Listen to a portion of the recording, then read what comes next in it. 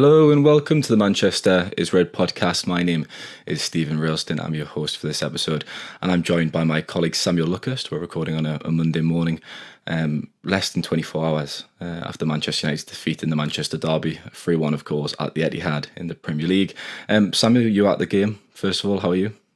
Not bad, thank you. How are you? Yeah, I'm not doing too bad. The sun's shining, but I have just told you before we came on Blue skies for the Very blue fitting. half of Manchester. Very Yeah. fitting. I'm not too far from Old Trafford, but there is blue sky over that way as well. But I went to go make a coffee, Samuel, before coming on there, and there was no milk. So that's not a good way to start the week, but we'll forget that and we'll move on. We'll progress. Look, Samuel, 3-1. I think we all expected the worst or feared the worst for United going into the game. It was probably the result everyone expected, albeit it was a spirited performance. It was, and it would have been a lot easier if they'd just been pummeled 5-0, and it was a bit of a mismatch in the end, but it wasn't reflected in the scoreline. A little bit like in the cup final, they did go down with a fight. Stunning and sudden goal from Marcus Rashford, and at least those three tiers in the away end will have that memory, and they had the best part of an hour to crow about their fleeting superiority. And the game plan in the first half, United executed it really well. They had some good openings after Rashford had scored, and he had easier and better chances as well. I know it's not ideal if you've got Kyle Walker breathing down your neck, but he'll of course rue that opportunity where he miscontrolled the ball after Ruben Diaz's slip. And that air shot as well. I think the cross from Fernandes was intended for McTominay, but of course it fell to Rashford, and it was a really, really good opportunity. And United haven't beaten City at the Etihad 1-0 in the Premier League anyway since Rashford's derby debut. They did beat them 1-0 under Solskjaer, but that was in the League Cup, and it was the second leg of a semi-final, and they needed to win 2-0 that night. So it was a victory in defeat, effectively. And we all kind of knew that City at some point they were going to score, and when it went 1-1, you just thought, well, that's probably United's lot. Nobody really had any belief that they'd be able to hang on for a draw at that point. A couple of players had to come off. Those withdrawals were enforced in Johnny Evans and Marcus Rashford. That had a real detrimental impact on their setup. You could see that Willy Kambwala, his age, his naivety really did show for the second goal. And the experienced players who came on, they just shouldn't, frankly, they shouldn't even be at Manchester United. Sofian Amrabat and Anthony. Anthony was a walking disaster, so was Amrabat.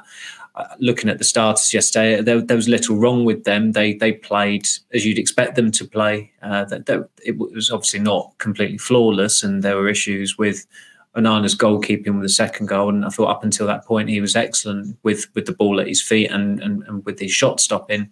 Victor Lindelof actually had quite a comfortable, strange enough, first half, but then he allows Phil Foden to come inside, and then he allows him space and invites him to shoot, and he gets what he deserves. But things like that, you expect that. It's I suppose the last 10 or 15 minutes would have been really quite galling for United, because we've seen these scenes before of City fans allaying and taking the mickey out of them, and that was going on under in Jose Mourinho's last derbies. That's 5.5 years ago. It's still happening, so that just underlines just how much needs to change at the club. We need to give a mention a bit more to that goal then. I mean, you've just described it as stunning. It really was. It was world class from Rashford. I mean, Fernandes obviously lays it off, and just first time, I didn't actually realise it hit off the top side of the bar, doesn't it? The underside of the bar, I think.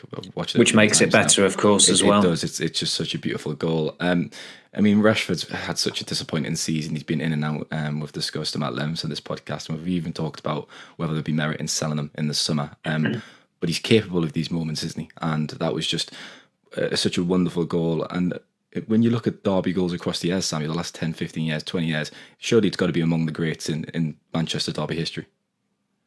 It is for the technique and the sheer, as I said, the suddenness of it, and what a stunning hit it was. It's a pity for him and for United that it's faded into inconsequence, because they've not won the game. They've ended up being soundly beaten by City, but it was perfectly timed from him in that he obviously had the Players' Tribune chat in the week, and that generated a lot of traction. And in fairness to him, I think maybe a minute or two before he scored, he embarked on quite a proactive run. Garnacho cocked it up on the right, and that kind of set the tone for Garnacho's performance. But it was United's first opportunity on the counter attack, and there should have at least been an attempt on goal that came from it. But Rashford got 2 thumbs up from Ten Hag for the run he made, because it was the right run. He went right through the middle, having started the game on the left, and he was in position. It was Garnacho who was at fault for that attack breaking down. And then with that goal, I think if you're a fan of United and you want to score in the derby, that would probably be the goal of your dreams, just lashing one in from 20 or 25 yards out. And it was made better because it was by the south stand, by the away fans, which made the scenes. And you're by the away fans, exactly. And there'll have been a lot in the away end yesterday who've audibly questioned Rashford this season, but at that point, player and match goers were very much reunited. And of course, his body language has been an issue all season, not just because Alan Shearer said about it the other night at Nottingham Forest. And a lot of supporters, a lot of reporters have questioned his commitment, justifiably so, just going off his body language during games. But you couldn't question his commitment yesterday. It was clear that he had an issue in the first half. And the doctor, Gary O'Driscoll, came out to the touchline, and Ten Hag was checking with Rashford, and repeatedly he declined treatment, because why would you want to withdraw from that kind of game that early when you've just scored the goal of your life and your team are 1-0 up, and there's a chance that you could spring a surprise here. And Anthony warmed up twice in the first half during these exchanges, and you thought, oh God, that really is the last thing United need. But in the end, he did have to come off in, I think it was the 73rd minute or the 75th minute. And of course, at that point, it was 1-1, and I don't think it was a foul on him. I mean, there's this trend now with online football fans where they just show a screenshot of something as if to say, like, how could this not be given? Well, it was a tangle. I mean, Ten Hag didn't even sound convinced that it was a foul when he was discussing it after the game. He was furious at the time, but I don't think it was a foul, and that will be, that's the blotch on Rashford's performance yesterday, that he did have some really good chances aside from the goal of a lifetime that he scored. And where United haven't won the game, they are going to get not necessarily as much attention as the goal, but there's already been, just from the post-match press conference that Ten Hag conducted yesterday, there's been a lot of attention or words expended on those opportunities that United had at 1-0 and at 1-1. So it's, he was back with a vengeance to an extent yesterday, because he scored the greatest goal of his career and possibly the goal of the month. And the challenge for him now is to ensure that he gets on the score sheet against Everton, then he gets on the score sheet against Liverpool. But United, of course, win those games and don't lose them. Yeah, signed off in that player's tribute. Was it a letter or an address or an essay, whatever you want to call it? Was if you back me, good. If you doubt me, even better. And he backed that up with that goal, of course, didn't he? But as you say, we need to see more of it in the coming weeks, because he needs to be consistent, and that is the key. Could United have done more than Samuel, do you think? I mean, after that goal, City had all the ball as expected, all the possession, and I don't think United had a shot after the 23rd minute in the game. No side recorded fewer shots against City in a Premier League match this season, which just kind of highlights how toothless they were going forward and didn't really have much about them, did they? And you've just mentioned the foul there for the Phil Foden goal and the non-foul in the second half. I don't think it was. Yeah, it was very, very soft, wasn't it? But I mean, City could have been level at half time, couldn't they? With Erling Haaland as well, that miss. It was harder to put that over the bar than to score. But could United have changed the course of the game by any means at any point, do you think? Do you think they could have done anything different? Well, when you look at the bench and you've got 2 international players with World Cup pedigree who you've invested or you've committed to possibly spending 130 million euros on, you're entitled to think, yeah, they could do something there. But those 2 were walking disasters.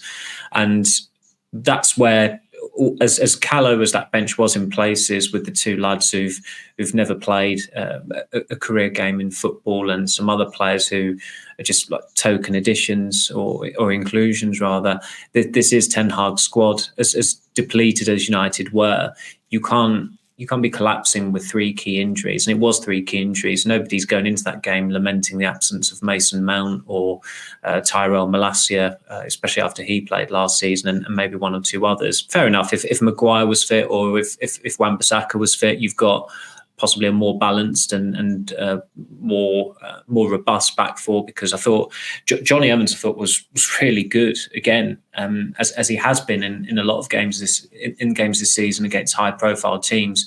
But he looked pretty spent in the first half, as you'd imagine a 36-year-old would in such testing conditions, in that you're coming up against a team that are relentless, that have the ball. It's the mental toil as much as the physical one as well, where you've got to be concentrating every second. You can't switch off for a slight second. You saw with United's goal, it's Nathan Ake just being ever so slightly too deep, playing Fernandes onside, and that results in Marcus Rashford putting United 1-0 up, and it's out of the blue. And those, I don't like using the phrase particularly much, and maybe it's Ten Hag wearing off on me a little bit, because he was talking about it yesterday, but those are the margins. And with Evans yesterday, when he came off, you thought, well, that's there's no two ways about it. That is a blow. And okay, you look at that bench and you think, Ten Hag is limited as to what he can do. He has to play Willy Camboalu. He's the logical defender who comes in there. I don't necessarily agree that Anthony was the logical attacker who comes on. I'd much rather give Ahmad a go. And look, Ahmad might not be at United next season, but you will have a more reliable gauge of whether he's up to it if he is getting more minutes in at times where he's more deserving of it than Anthony. Anthony last week, I thought he was okay at Forest. It was, for him, I mean, if you only have to look at his representatives' Instagram feed and what they made of his performance against Nottingham Forest, and you think it's like watching Ronaldinho in his heyday. It is embarrassing that they think that that's almost like the benchmark now, or it gives the illusion that this player is back. And then, of course, yesterday he was almost a figure of fun. In his first 2 minutes, he got the ball twice. He gave the ball away twice. The first time he got the ball, he was so offside. He was as offside as Filippo Inzaghi used to be. He tried to run down a cul-de-sac at one point, trying to exhibit one of these sprints where he's unstoppable, in Ten Hag's words. And City fans were lapping it up. It was almost like, look at this guy trying to, staying on his left foot, running down the right wing, almost taking the ball out of play for a throw-in. And what happened? The ball went out of play for a throw-in to Manchester City. Anthony and Amrabat, it feels like it was quite telling that they were the two players who came out of the team as well yesterday, which was completely the right decisions that Ten Hag made. But they are his signings, and he is very slowly writing them off, because Amrabat isn't going to be at United next season. They can return him to sender when his loan deal expires. But they are saddled with Anthony, and he is a big problem, not just because of what they do in terms of, can they shift him permanently? Can they get him out for the season on loan so his wages are off the books? But that deal is preventing them has prevented them from strengthening the squad, because of the amount of money that they spent on him and have committed to spending on him. You talk about FFP and the profitability and sustainability rules, and Anthony is a big reason why United have been limited as to what they can do in terms of reinforcing their attack across the last two transfer windows. So that's why when you talk about the limitations they had, absolutely, Ten Hag even said on Thursday it would probably be the same squad as at Forest, and it was. I mean, I kind of thought logically that they would be the two changes: Mainu coming back in and Evans coming back in. But the when you go was to the correct bench, one, wasn't it? The plan I don't was right. Yeah, yeah, I completely agree. I don't dispute that for a single second. I thought that was. Kobbie Mainoo had to come back into the team, and if he's coming back into the team, it has to be for Anthony, because there is a place for McTominay in that side there. Evans, you want him because the prospect of Amrabat playing as a fullback against City just quite risible. I mean, he struggled enough in the defensive capacity at Forest, never mind against Manchester City, and then he was robbed of the ball for Erling Haaland's final goal. So sometimes with Haaland's missing the first chance, if it happened in the 60th minute and it was still 1-0 to United, you might have sensed maybe this is United's day, but it happened far too early for that. And City are far too good a side to do to not lay a glove on United. I mean, they had opportunities in the first half there was not a lot wrong with them in terms of the personnel that they had on the pitch. Guardiola made the change that everybody thought he would make. First off, taking Doku off for Alvarez. And after that first goal went in, you just thought, okay, it's going to be a matter of time until they grind United down. And they did in the end. And the scoreline probably was flattering on United, as spirited as they were, because, as you said, they didn't have a shot after the 23rd minute. I think they had 3 attempts at goal all game. The intent in the first half was laudable. The game plan was good. In the second half, there was no intent whatsoever. And a manager who has had more than 400 million pounds invested on this squad cannot get away with playing like that, even with injuries to contend with. You need 2 goals if you're going to play like that, don't you? I mean, you've made the point, because if you're going to sit back and play deep and play on the counter against City, they are inevitably probably going to score at one point. I mean, City had 27 shots to United's 3. I think Ten Hag actually used the words small margins in his post-match presser, didn't he, when talking about the game. I mean, that's not a small margin, that's a bloody massive one. His quotes were also bizarre when he was talking about Anthony, actually, the other day. You just gave them a mention. He actually said he was the quickest player in the first 10 yards. Is that what he said about Anthony? Which I thought was bizarre, because I don't think Anthony's that fast at all, to be fair, and that's one of the problems with him. I think when you watch Anthony, you kind of struggle to identify what he's actually good at, and that is just a damning indictment of his ability, unfortunately. We'll leave it there, Samuel, for part 1, and we'll be back in a moment for part 2.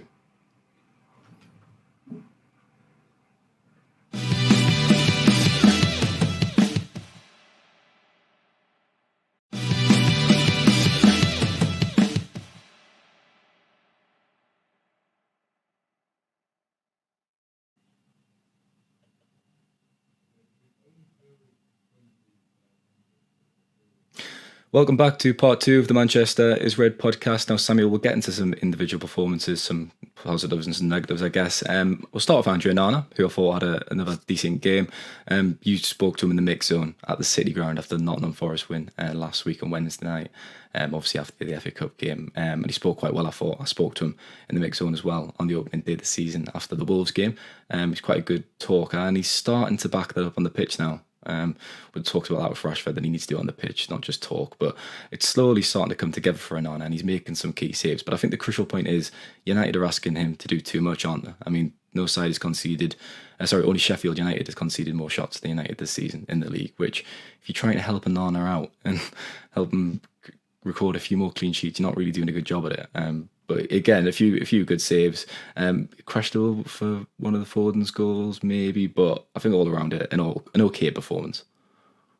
He was down. Had they not lost that game, he'd have got 8 from me, 8 out of 10 in the player ratings. He was down to 6 because I thought it was a savable shot. It was a savable shot for Foden's second goal, but up until that point, his intent with the ball was good. He made that goal for United happen with that brilliant pass for Fernandes, and that intent there was another time where he attempted to kick and it was too flat, and Ten Hag moaned at him. But I thought, if anything, another manager, I think at that point, would probably actually applaud or give the thumbs up, because although it didn't come off, the intent was there.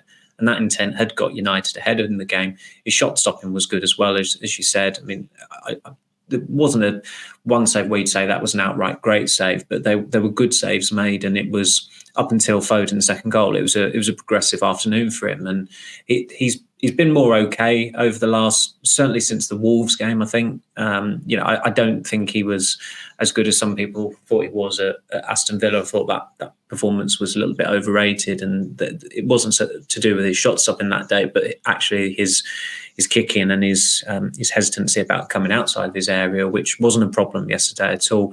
It was the game yesterday that he had. It was just blemished by that winning goal, and if it comes down to that, that's unfortunately that's what the performance is likely to be remembered for. Another goalkeeper probably does make that save there, or Onana makes that save in different circumstances, but looking at that game yesterday, he wasn't a problem. He wasn't the problem with United. There was little wrong, in fact, with most of the starters. I mean, I thought Lindelof, weirdly, in the first half had probably his most comfortable half at left back, and Foden was underwhelming. But Foden's a world-class player, and he can click into gear at any time.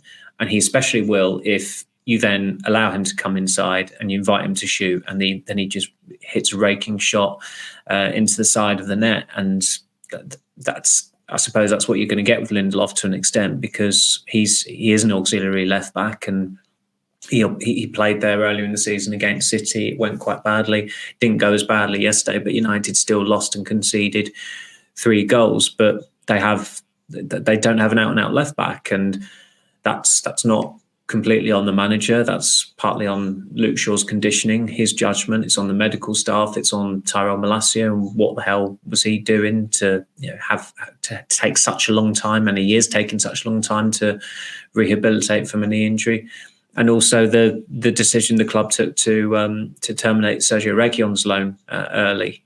Look, Reguilón was not a good player for United, but he was a left back, and he might not have made much difference yesterday. And I think Ten Hag had his selections during Reguilón's last month were telling. There were times where he could have started him at left back, and he'd rather play an auxiliary left back there. I think Diogo Dalot started 1 or 2 games at left back rather than him.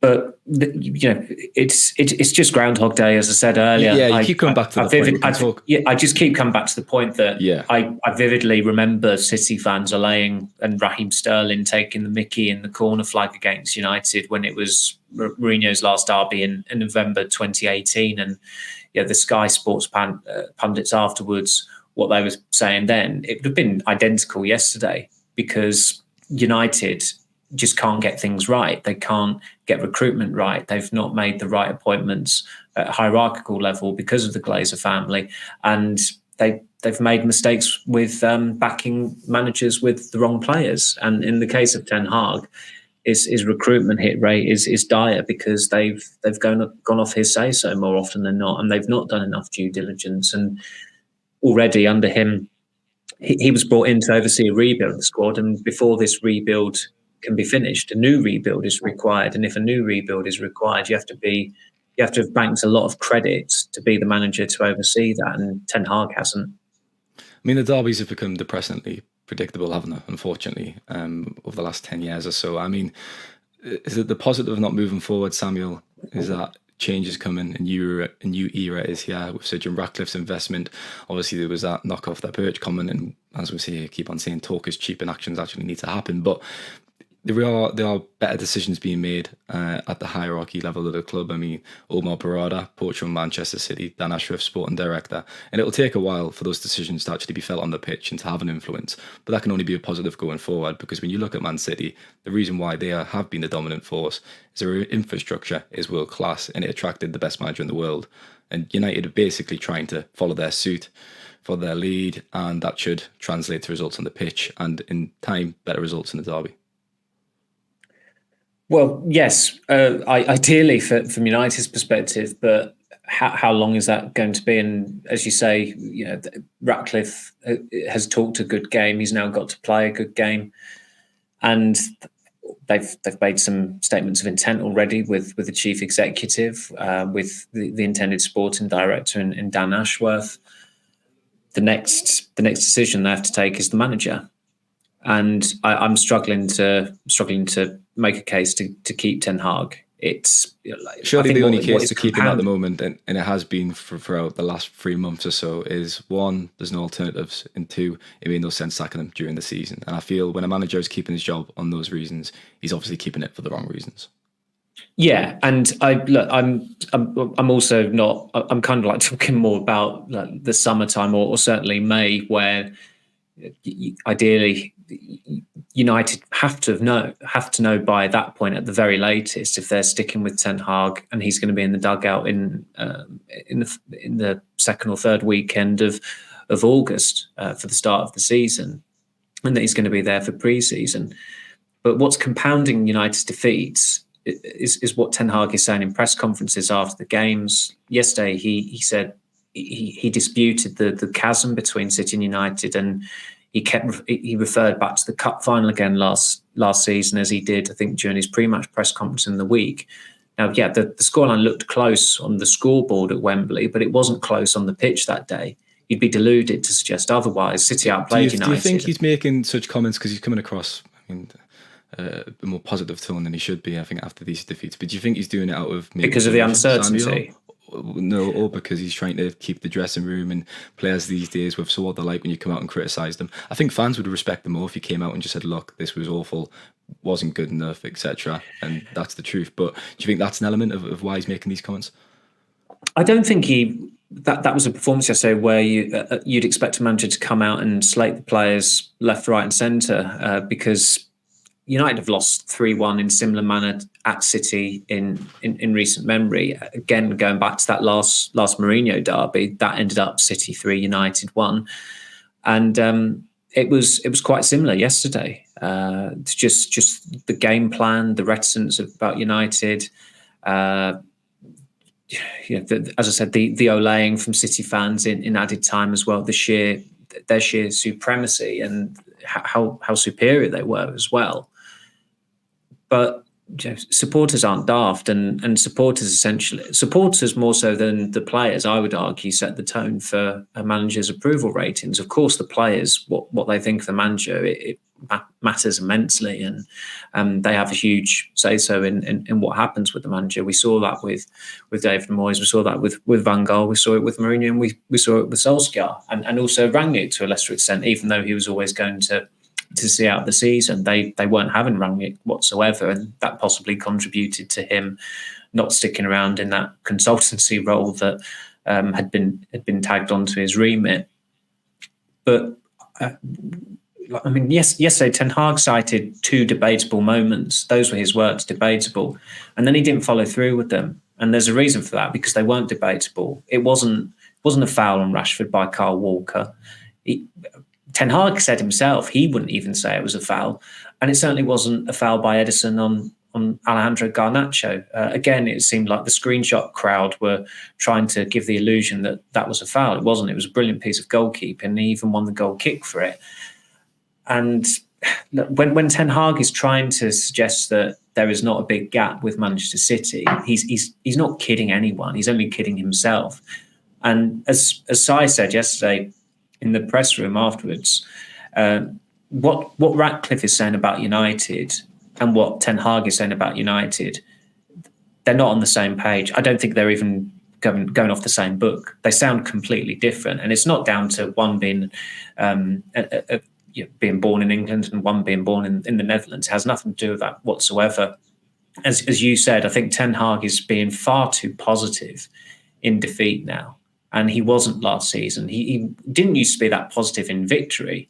And occasionally there are glimpses where the Ten Hag of last season has resurfaced. He certainly did at Wolves, which was by and large, brilliant performance by United. And Ten Hag was constructively critical of them after the game because they should never have needed a 97th minute winner in a match they dominated for the best part of an hour. But days like yesterday, you just look at the state of United and how many players in that squad should not be in that squad next season, and the changes that are coming, the changes that have been made already. And I cannot make a case for them to retain the same manager next season. The only thing he's got in his favour is the development of the young players in Mainu, Garnacho and Højlund, and whoever the next United manager is, whenever that will be. Those three players should be integral to the future. Garnacho and Mainu would have came through regardless of manager. I mean, Ten Hag does deserve praise, and he will get it for bedding in those players, and he should. But I would make the point that I think Mainu and Garnacho were that good anyways. I think they'd come through under whoever was in charge. Yeah, I think you're probably right, but Ten Hag deserves his credits there. I mean, I wouldn't wish to revoke. Yeah, I wouldn't. I'm happy to give him a bouquet of flowers for those two, and also just how strategic he was in easing Mainu back in that he waited deliberately until after the November internationals and put him in a really testing game away to Everton, and he was brilliant. And with Garnacho, he didn't actually have that many Premier League starts last season. He must be on 22 or 23 consecutive starts now for United, and both of them have been managed brilliantly by Ten Hag. So he's absolutely got that in his favour. But I'd suggest that's probably the only thing he's got in his favour, because there's no defined style for United. They're way off the pace with one of their biggest rivals in City. the recruitment has been poor. The results this season, they've lost. Is it 16 games across all competitions now? I believe 11 of them have come in the Premier League. They went out of the European competitions altogether before Christmas. I think everyone knows what is going to happen and what needs to happen. It's a matter of when. You look at Aston Villa and Tottenham, who are in the obviously 4th and 5th respectively in the Premier League table. They've both lost 6 games. United have lost 11, so almost double the number of losses of those sides. And they've scored, and they've also scored as was pointed out to Ten Hag. Now. Yeah, as was pointed out to Ten Hag yesterday as well. They've got as many goals as Luton in the Premier League, and his response to that was, "I don't think it's a good question today." And I'm thinking, well, yeah, it's not a good question for you to have put to you. I think sometimes as a manager, you're banked the rights, aren't you? Yeah, he's banked the rights there. And as you said, the minus goal difference as well in March is absolutely embarrassing. It's embarrassing, and it's not a surprise that we all sensed it when that announcement dropped that Højlund was injured and would be out for 2 to 3 weeks. You thought, oh God, they're going to hit the skids now, when they've lost 2 out of 3 games and they've only scored 3 goals. 11 points behind Aston Villa, and I think, correct me if I'm wrong, but it was the first time I've heard Ten Hag talk about the Champions League place possibly going to 5th place as well. Yeah, because obviously the European qualification, how it works out this season. It would be so ironic, wouldn't it, if United kind of fell into that 5th position after having such a dismal, poor campaign. Well, I'm hoping you can enlighten me, because I've not even read up on that recently as to when it's confirmed that which leagues get the 5th place, which I think is preposterous anyway. I mean, it's a ridiculous concept. It's ridiculous that nobody knows which leagues are due to have that, because that clarity would be helpful for us as journalists to know whether it's top 4 or not, or whether it's top 5. But I don't. If United did get that, I would still argue that shouldn't spare Ten Hag, because you look at the performances last season, the trajectory they were on. They were making progress. They were making headway. They had the momentum. They had an undeniably good, successful season last season. The mad thing is, they could somehow have a better season this season by virtue that the FA Cup is a more treasurable trophy than the League Cup, and they're not mathematically out of it as far as top 4 is concerned. But as far as the perception of United this season, have they made progress? No, they haven't. They've been going in the opposite direction. And it would take the mother of all turnarounds, really, as far as their modern standards go, for them to have a really good 2.5 months left of the season to win all these games that they need to win to be in with a shot of qualifying for the Champions League, and to overcome Liverpool to get to an FA Cup semi-final. Then the chances are, because of the other sharks lurking in the FA Cup, to overcome them as well and go all the way and win a 13th FA Cup in the club's history. There are a lot of stars that have to align for United to look back on this season and think that they salvaged it in the end. Yeah, there's barely anything between Italy, Germany and England on the ranking system at the moment, but in terms of when we'll actually find out the date of who's going to get that extra position, I don't actually know. I presume it's going to go down to the wire, because if teams from those countries obviously progress to the finals, semi-finals, etc., that'll be in late May, won't it, in the European competition. So essentially, if City, well, that's why United in this weird position that they're hoping City do really well in the Champions League, so and Liverpool win the Europa League. Yeah, I mean, it's bizarre. It goes against the grain of the essence of football. I think there's maybe been one occasion where I've been one of these people who, I'd like to see the other English clubs do well in Europe. No football fan is ever. There are very, very few football fans who are of that mindset, who are willing another English club to do well in a European semi-final or a European final. Especially not Chelsea. Yeah. But also, like City and Liverpool United's two biggest rivals. Like, who? I don't think any United fan could even bring themselves Is a Champions League place worth that? Worth Liverpool win the Europa League and City win the Champions League? I think probably not. Probably not. No, I think a lot of United fans say no way. Does it matter? No way. Yeah, it's a difficult one. I think it matters in the sense that if City win the European Cup again, United have only got one more European Cup than them, and it's actually quite pitiful that United have got that few European Cups, but Chelsea have already got two. If City have got two as well, 16 years into the Abu Dhabi regime, I mean that is really, really galling. So I can't imagine there'd be a single United fan out there that would want City to win the competition just so that they can get into the group stage, or this daft format that they're introducing next season. Yeah, I agree. We'll leave it there for part 2, and we'll be back in a moment for part 3.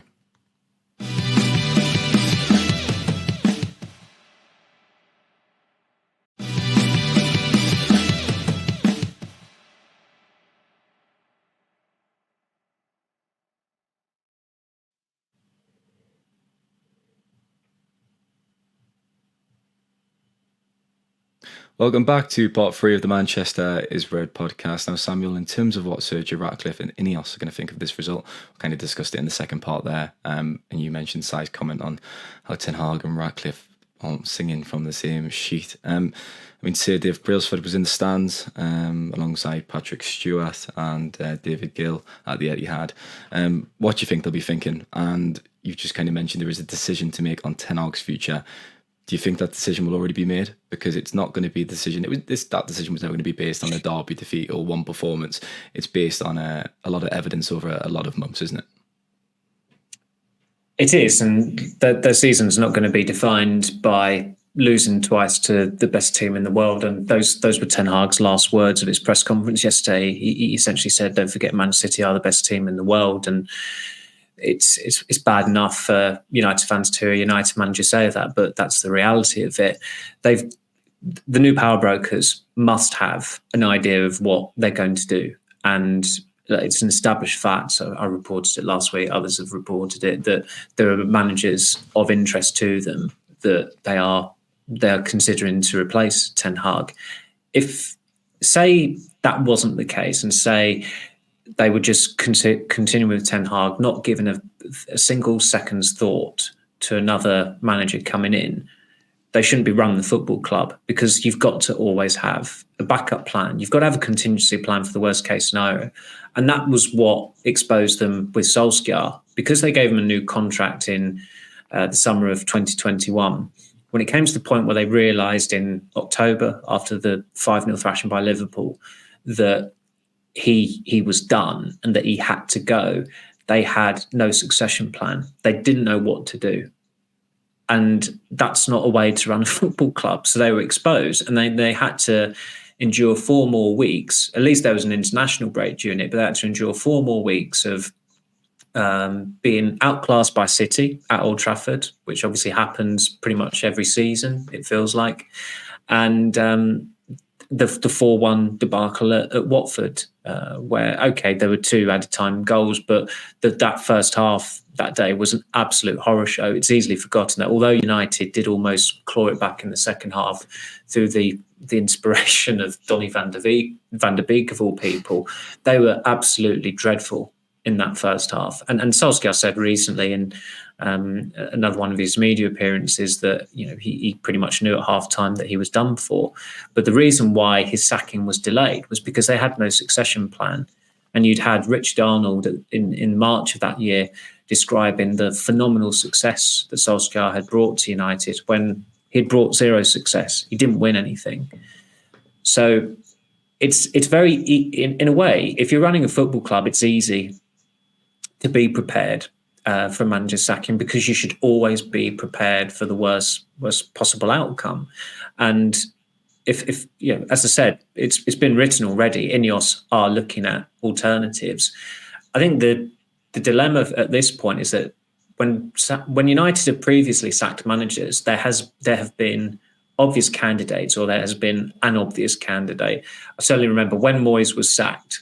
He should never have been United manager anyway. But there were so many managers worth their salt who, at that point, would have been, any United fans would have taken any of them, like Conte was mentioned. I can't remember if he was still at Juventus or he just left Juventus. Klopp was the fans' favourite. They obviously went with Van Gaal.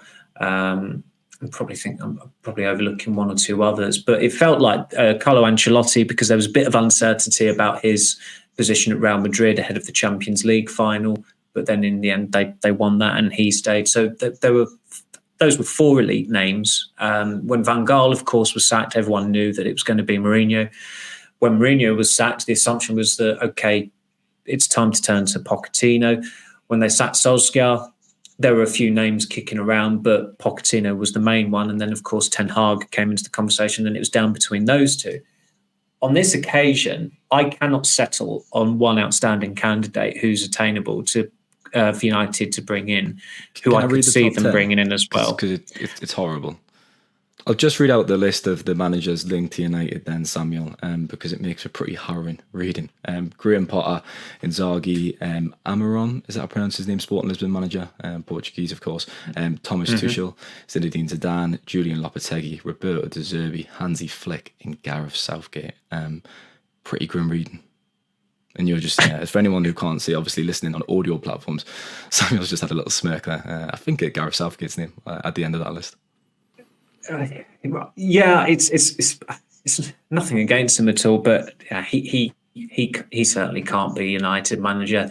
I think with bookmakers and odds, there's an element of realism, but there's also an element of who's just out there, who's available. And if Zinedine Zidane was ever going to become United manager, it would have happened in 2021 or 2022. He's not had a job since he left Real Madrid nearly 3 years ago, which is it's astonishing to an extent in that he led them to 3 European Cups, but also clubs are wise to it in that they know that he inherited an absolutely incredible squad and he just used quite tactful man management and had one of probably the greatest goal scorer of all time, backed by an army of great players, and they were. I saw that job as a babysitting job. Yeah, just come in, massage. Yeah, that's a pretty good. That is a good. Yeah, that is a really, really good description of it. And there's a reason why he went back there, and there's a reason why he's not had a job since he left Madrid after his second stint. He's certainly not right for United. The one from that list that I think would be good, but I admit I'm looking at it through a journalistic prism, is Tuchel. But I would be really surprised if Ineos went for him, because he's not long term. He's quite a combustible character, and his stock is not as high as it was 2 years ago, 3 years ago, especially if Bayern Munich end this season trophyless. Bayern Munich have not had a trophyless season since 2011-12. That was the last time they failed to win the Bundesliga. They won the Bundesliga by the skin of their teeth under Tuchel last season. So a lot of people are possibly looking at him and think that he's maybe damaged goods, but I think Tuchel would take the United job in a heartbeat. We've made the point a few times that he talks very affectionately about United, doesn't he? And he almost flashes his eyelashes when he talks about United. He talks about them in very glowing terms. But as you say, look, failed stint towards Chelsea at the end, obviously delivered a Champions League, but it didn't end very pretty there. You kind of forgive him for that because they're a bit of a basket case of a club. But yeah, Samuel, they've just signed Harry Kane and they're not going to win the Bundesliga. Massive red flag. Well, it is, and Xabi Alonso's done a tremendous job at Bayer Leverkusen, and I probably watched about an hour of the Leverkusen Bayern game last month when they won 3-0, and Bayern were just totally outclassed. Leverkusen were excellent tactically, their game management. He made a couple of adjustments, Alonso, like taking Jeremy Frimpong out of the side when he started most of their league games this season, and it paid off, and everybody looks at that, and that was, I think Xabi Alonso's in a wonderful position because there's a chance that he could be the manager of Liverpool or the manager of Bayern Munich, or even maybe if he was to stick it out for another year at Leverkusen, somehow the manager of Real Madrid next season. His stock is one of the highest among coaches at the moment. But yeah, I imagine the United fan base, they wouldn't be too enamoured if it were to be Tuchel. And as I said, I just at this stage I can't see it. I don't see him as someone who would be, as Sir Dave Brailsford, as this sounds, as culturally aligned with what Ineos want in a coach as some of the other Does that mean someone like Graham Potter is culturally aligned with Ineos? Because you can't see Graham Potter managing Manchester United. I think that's a bigger red flag, because if Ineos appoint him, they're just doing the same thing that Chelsea did. And the new owners come in, they sack the manager, they bring Graham Potter in. Why would you want to repeat that? And of course, he's got a close relationship there with Dan Ashworth after they worked together at Brighton. But there are a lot of things that Brighton do brilliantly that United should be looking to replicate, and they've not done that. But doing it at Brighton and doing it at Manchester United are two very different things. I think you can get away with it with the sporting director. I think taking the ex-Brighton manager as well, that's too much of a reach. And as I said to a friend last week, there have been 4 men in the history of civilization who have managed Manchester United to a title win. Graham Potter would not be the 4th. I cannot see it. I just cannot see it. You've got to be appointing someone that you have the belief in to take United back to the top. And I say this as someone who thinks Graham Potter's a brilliant coach and is deserving of a good job, despite what happened at Chelsea, because that was more on the dysfunctional way that Chelsea run than Potter. And you can't blame him for taking that job, because it came up and it was a great opportunity for him. In hindsight, would he do that again? Maybe not. But I certainly think that if this is if the Euros are Southgate's last tournament as England manager, then I think Potter should be his replacement. Whether Potter would want that, I don't know. But I think he would be ideal for the England national team. I certainly don't think he would be ideal for United. Just frustrating though, isn't it, Samuel? I mean, Ten Hag came in and supporters desperately wanted him to be the man. And I think that's why he's still got some goodwill with supporters because of that. Sick of seeing managers come and go, the sacking cycle, the rebuild cycle. And yet we're coming into it 18 months, or a bit more than 18 months after Ten Hag was appointed, and we're staring another rebuild in the face, aren't we, really? There's going to be another few years of change and uncertainty. And if not Tuchel, then who? Who do you think? Who would be if it... I'm hesitant to say from that list because it's just so poor, isn't it? I guess that's the $1 million question. Well, obviously I did the story last week on Roberto De Zerbi, who's of interest to United.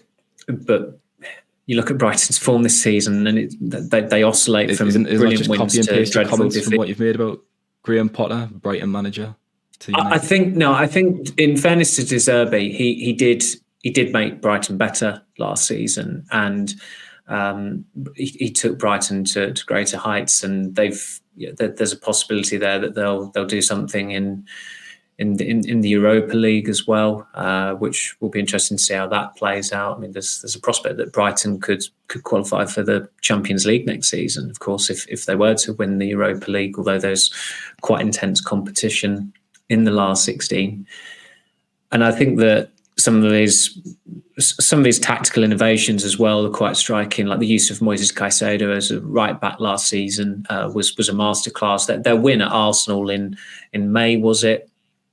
One of the best away performances last season.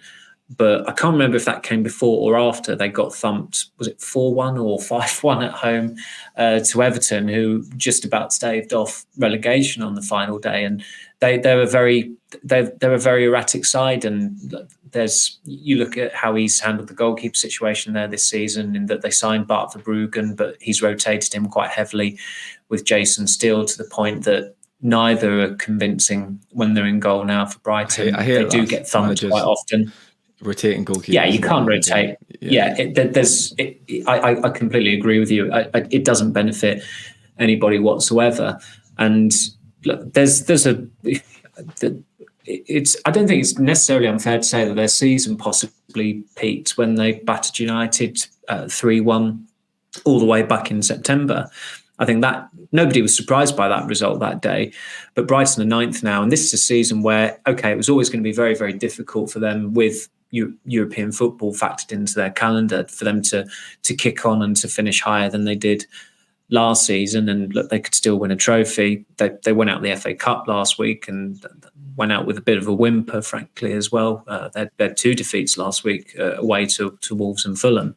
But they're 9th at the moment. Their form, as I said, it is erratic. There's an outside chance that they actually finish this season in the bottom half of the table. That they're only, just looking at the table now, they're only 4 points ahead of Fulham, who are 12th.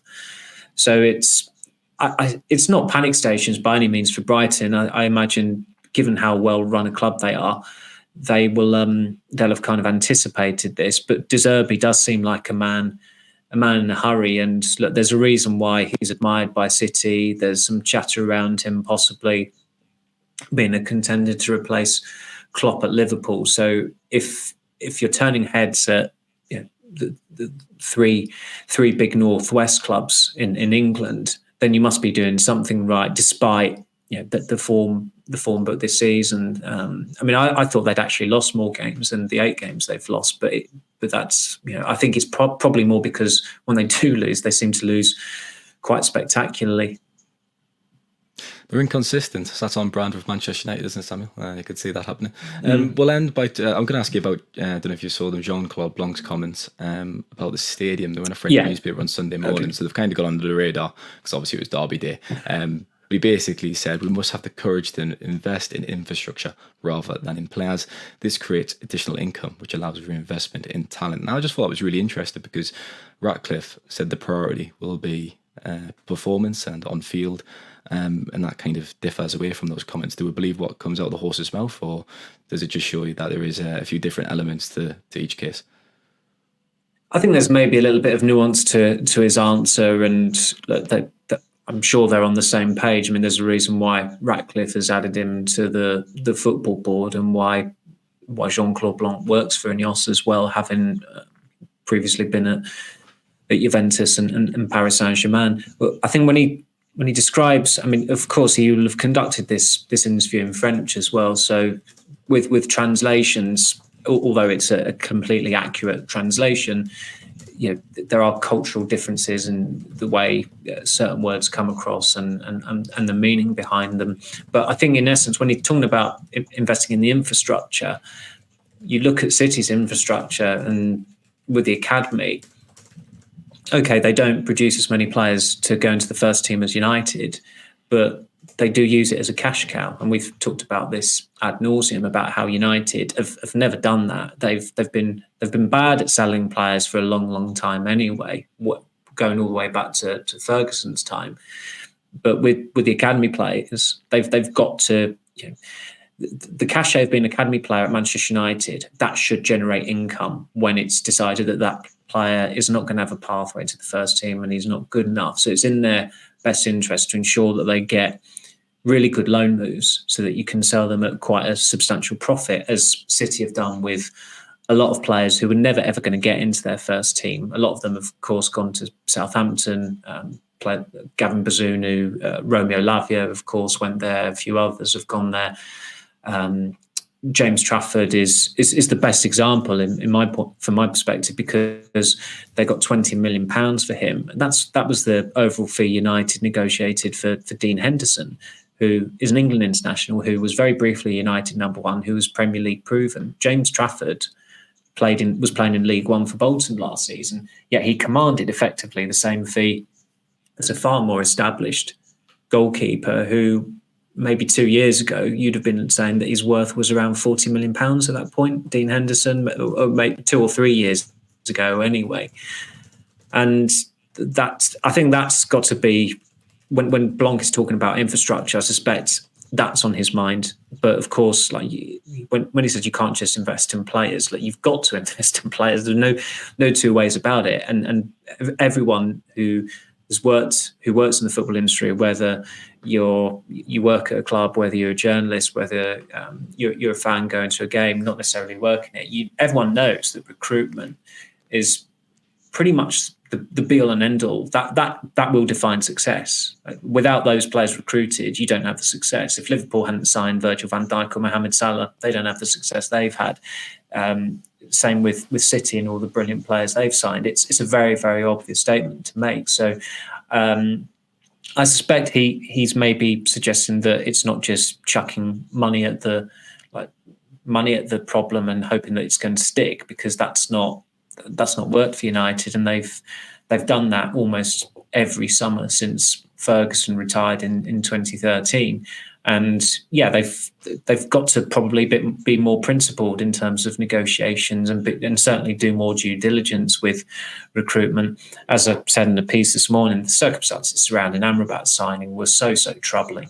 Not just the fact that he was essentially signed on the back of a major tournament, but that there was a very senior figure at United who stressed that Morocco's performance at the World Cup was not a reliable gauge of those players as individuals, which is a completely accurate thing to say. And it was concluded long ago, because in that closed environment of a World Cup, when it means the world to patriotic players to represent their country, they are going to perform to Herculean levels if they can do. And Morocco certainly did that. They were brilliant at the World Cup. They enriched it, and reaching the semi-finals was a phenomenal success. But it doesn't mean you should be signing their players on the back of it. And we've seen that with Amrabat.